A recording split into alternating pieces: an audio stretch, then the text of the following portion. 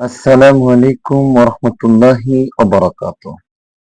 সম্মানিত দর্শক শ্রোতা, জানা অজানার আজকের পর্বে আরো একটি নতুন বিষয় নিয়ে হাজির হয়েছে আপনাদের সামনে।